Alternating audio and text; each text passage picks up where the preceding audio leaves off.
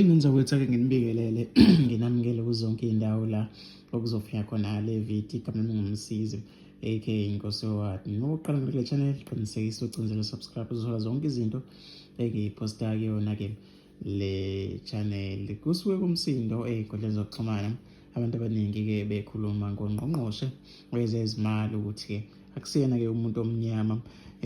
Omunye kubhale kanje wathi-ke kungani KZN imali noma-ke idedelwa kubelungu kushuthi akekho umuntu omnyama okwazi ukuphatha-ke imali. Base bephawula-ke ngolezi zokuxhumana abantu-ke bebeka imibono yabo-ke ehlukahlukene. Ngifisa ukuthi ngithole uvo lwakho nombono ukuthi wena ucabangani-ke ngalolu daba njengoba-ke noma-ke umnyango wezezimali kube umnumzane noma-ke Francois Rogers.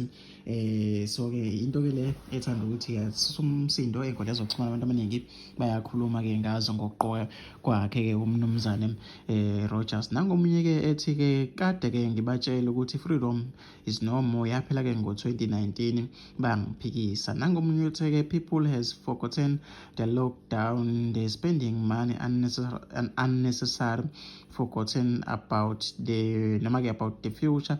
May God help you to save, to have wisdom how to make man. Nangomunye uthi-ke noma-ke kuye kuwo ukuthi sengathi akekho-ke noma akezwa la aphendula khona kuphendula-ke ngomlilo. Ahlangana phakathi comment section ngezuvo lakho nombono ukuthi wena cabangani-ke ngokuqoka mnumzane Francois Rogers kwezezimali KwaZulu-Natal. Abucabangani? Ahlangana phakathi comment section. Akhohlwa ukucindezela subscribe uthola zonke izinto engiyiphosta kule channel.